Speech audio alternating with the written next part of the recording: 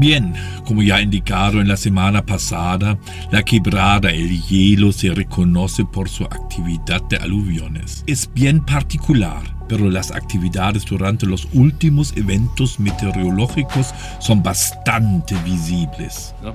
Eso realmente es un poco extraño, un poco raro, ¿no? Pero un par de kilómetros entrando a la quebrada, la cantidad de mud flows o de depósitos de mud flows es realmente sorprendente, ¿no?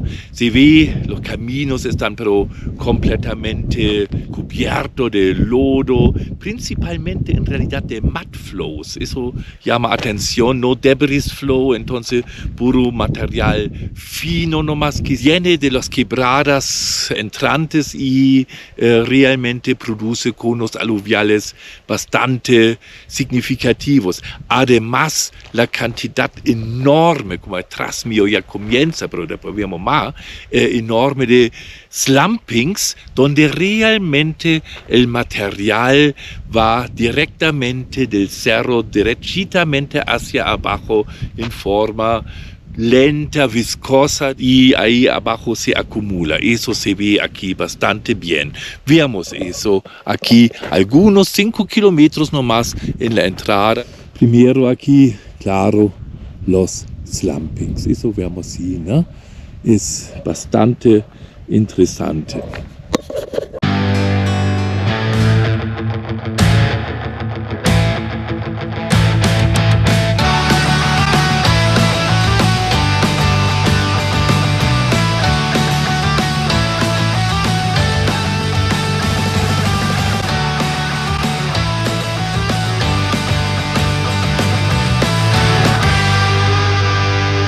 También un fenómeno bien particular acá, pero también en otras quebradas se ve eso, slumpings, afluentes esporádicos perpendicular del cerro, ¿no? Que no se unen a una quebrada o algo así, que perpendicular nomás digamos, de línea de máximo pendiente, donde baja un conjunto de agua y lodo, baja más o menos al primero lento, después más rápido y bajan ahí de arriba hacia abajo, pero siempre perpendicular. Eso aquí es bastante llamativo, claro, eso es un fenómeno de los desiertos, eso sí está claro, un fenómeno también de la inmadurez de la morfología, porque todavía eso funciona, porque todavía no se erosionaron ningunos pre-quebradas, el agua simplemente corre como le gusta, más perpendicular hacia abajo, ¿no? De la línea de máximo pendiente. Eso después se cambia lentamente a una situación como una quebrada común, como esa quebrada, ¿no? Donde ya el agua se busca algo más lento, algo más de acuerdo de la roca, de la litología, de la resistencia de la roca y algo así. Y eso es un ejemplo aquí muy, muy, muy, muy bonito. Y ni siquiera este horizonte duro lo impide para eso, ¿no? Ni siquiera eso. Y ahí se bajó y abajo se ve pequeños conos aluviales, ¿no? Donde se queda ahí botado, porque ese slumpings es una masa muy viscosa, muy plástica, no fluido, pero plástica en el comienzo, donde se bajan este material y claro, se queda igual a disposición del transporte aquí en la quebrada principal, en este caso en la quebrada El Hielo.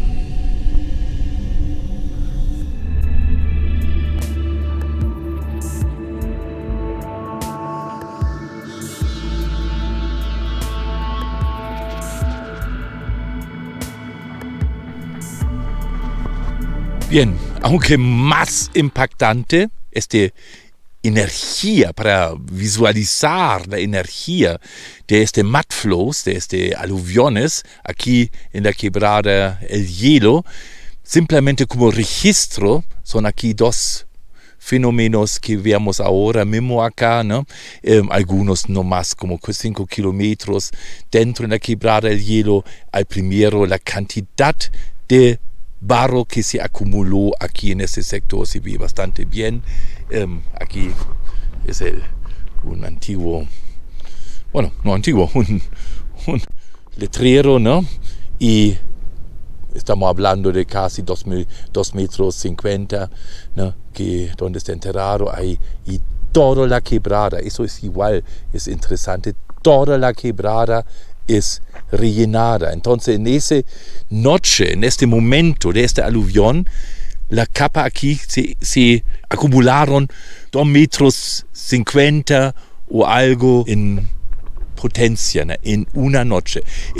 Uno ya entiende eso, es la antigua discusión en la geología, en la historia de la ciencia de la geología, entre catastrofismo y procesos lentos, ¿no? En un tiempo pasado, 1750, ¿no? 1790, por ahí, ¿no? Los científicos estaban en una pelea fuerte de la naturaleza de la geología al fondo, ¿no? Y la naturaleza en esta época, en el comienzo, lo titularon como catastrofismo algunos, ¿no? Que dijeron todo, procesos geológicos, todo llegaron por un asunto catastrófico, ¿no?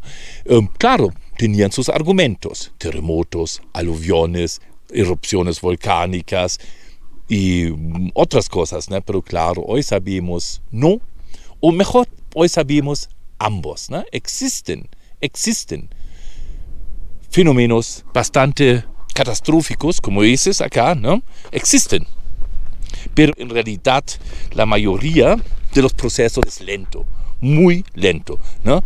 Imagínense aquí, ¿no? Para recordar, aquí estamos hablando de una deposición de 2 metros, 3 metros capaz, en una noche, 24 horas para decirlo, máximo.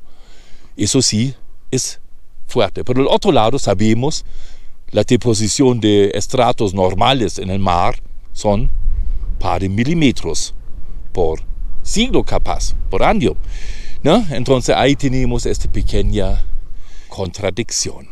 Y aquí se ve, pero bastante bien en la quebrada. Para analizar un poco más en detalle la historia de las ciencias geológicas o geognósticas, como se llamaban en estas épocas. El catastrofismo era el primer modelo en explicar los fenómenos geológicos en general. Simplemente se argumentó que todos los procesos relacionados a la formación de la tierra, de las rocas y minerales eran rápidos o casi espontáneos.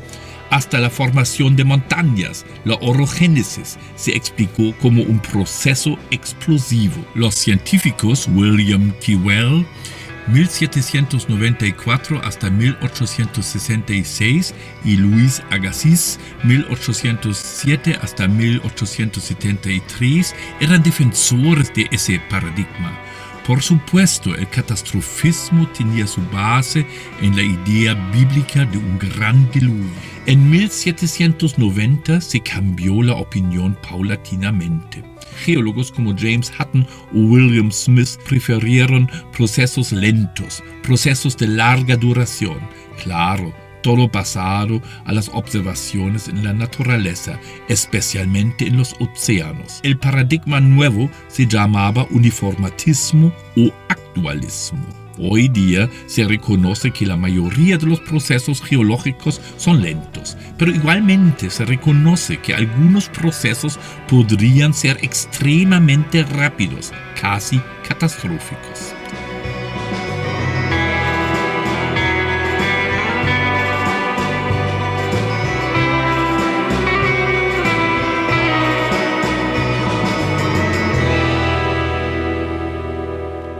Aquí un ejemplo de una quebrada que se une con la quebrada El Hielo, y esta quebrada El Hielo igual tiene una cantidad de mud flows impresionante. Ahí se ve bastante bien la dinámica, el proceso de este mud flows que se une acá, ¿no? Con la quebrada El Hielo principal, ¿no?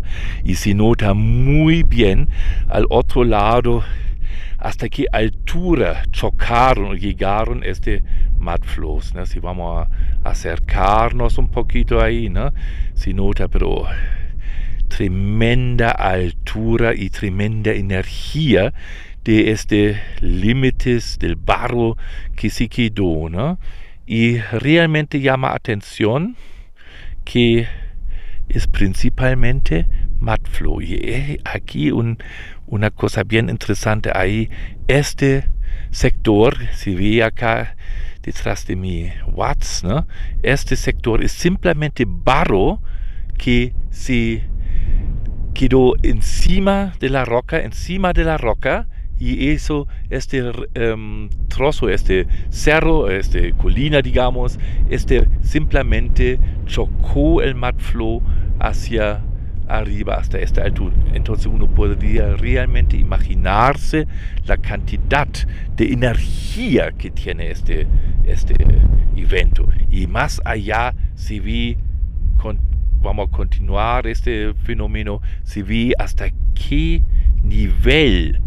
Son más de 2 metros. Quebrada estaba relleno o en flujo. Impresionante, ¿no? Impresionante. Eso sí es una dinámica bastante particular, bastante única. Y ahí sube la quebrada, el hielo hacia donde vamos, hacia la Pepa Cuesta Pantanoso y proyecto Volcán, ¿no? Chinche, Patón, la isla. También aquí hay otra evidencia impactante de procesos aluviales aquí en la quebrada, el hielo, ¿no? Primero de todo, estoy aquí en un excelente cono aluvial encima, ¿no? Y de una quebrada confluente, una quebrada bastante extraño, como veamos, voy a mostrar. Aquí eso es casi una quebrada colgante, ¿no? Donde el material de diferente índole, digamos, de diferente composición, se ingresa acá a la quebrada, el hielo. Y aquí veamos, pero perfectamente, la formación o la presencia de un cono aluvial donde el camino sube un poquito, ¿no? Cono aluviales, ¿no? Hay que recordarse, en sectores normales existen igual en los Alpes, pero algunas veces cuesta un poco más para detectarlo porque todo está con vegetación, pero se nota con esta idea. Y vamos a ver eso un poco más en detalle. Aquí fenómeno que realmente llama atención, ¿no? Como valle que se junta con, o quebrada, mejor dicho, que se junta con la quebrada, el hielo, y como la forma aquí de los aluvios que realmente quedan aquí botados en la quebrada principal. Se nota eso, además que realmente la morfología es un poco, bueno, para decirlo extraño, es al fondo, tiene característica de un valle colgante. En realidad la desembocadura de valle no está en la altura del valle principal aquí del hielo.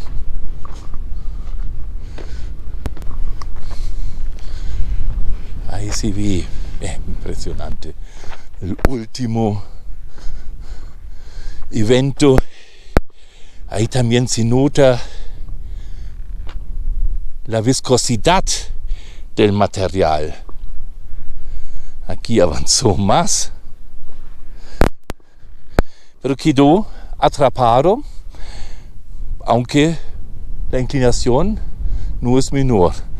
Si uno, en realidad, de la primera vista, hay que decirlo, tiene bastante semejanza a un evento, la lava volcánica, ¿no? Pero ojo, aquí no, ¿no?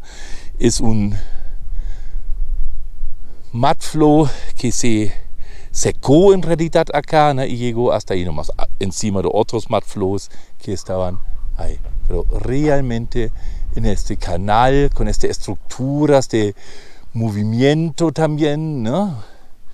En el centro era un poco más rápido, en los límites más lentos se nota eso, como estas líneas acá que se forman, ¿no? Y este material. El material es interesante, tiene una superficie bien rugosa, ¿no? bien irregular, ¿no? Igual llama atención eso, ¿no? Aquí. Y tiene clastos sí, ¿no? Pero no de extremo tamaño, máximo 2 centímetros, 3 centímetros, pero en realidad es puro barro. Muy ya duro, secado, ¿no? Claro, como hay muchos minerales arcillosos, ¿no? La cosa también se endurece. Es interesante. Eso sí es interesante. Los procesos. Ahí estamos viendo del cono aluvial hacia la quebrada.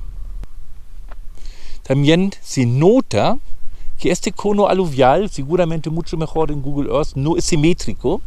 Tiene un ángulo, marca un ángulo hacia abajo de la quebrada del hielo, hacia ahí donde estoy mirando, ¿no? El afluente ahí va, ¿no? Y se ve muy bien, es casi la semejanza.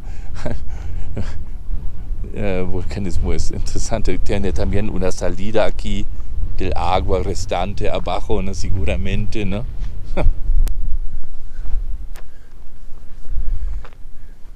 Eso sí, eso es interesante y bastante bonito para ver eso aquí en el desierto, ¿no? Porque ahí el desierto realmente lo conserva un poquito, lo visualiza un poco mejor, ¿no? Que en otros climates, ¿no? Aunque los procesos sí aquí son diferentes, también hay que decir, como la falta de vegetación da un aspecto diferente, pero ahí se puede imaginarse la dinámica y los últimos aguas del afluente ahí que realmente bajaron después todo de estos procesos, ¿no?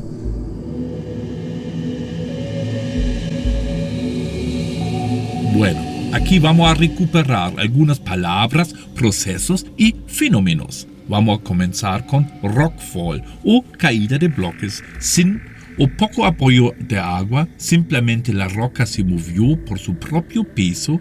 Los resultados son bloques caídos hasta mares de bloques. Slide, deslizamiento, movimiento de masas, lento y rápido. El sedimento casi mantiene su forma, solamente se desplaza. Slump, deslizamiento plástico, movimiento de sedimento más plástico, pero todavía muy viscoso, por ende lento. Mud flow, flujo de lodo, flujos de tipo avalancha con una cantidad no menor en agua con predominancia en partículas finas arcillas. Son rápidos y fluidos a causa de la predominancia de material muy fino. Debris flow, flujo de escombros. Es como un mud flow, pero con material de diferentes tamaños, entre lodos, arenas, gravas, hasta bloques. El material fino produce un líquido de alta densidad que permite el transporte de bloques que normalmente no pueden flotar en agua. Otro fenómeno tenemos acá que muestra esta impactante energía de los procesos aquí durante el aluvión, no solamente la magnitud, también la energía. Aquí, por ejemplo, en este cerro se ve como el barro sobresalió este lomo. Este lomo probablemente tiene 15-20 metros de altura y el lodo chocó por la otra quebrada que está detrás de este lomo, chocó y bajó aquí derechitamente. Eso, claro, tiene que ver con varias razones acá. Primero, estamos en el desierto, no hay vegetación, no hay nada que frena este aluvión o este mud flows, en este caso son mud flows. Y segundo, las quebradas aquí son extremadamente inclinadas. Bien, amigos de GeoVirtual2.cl, eso era para hoy. En la próxima semana vamos a subir al Pantanoso. Ojalá ahí nos vemos. Chao, amigos de GeoVirtual2.cl.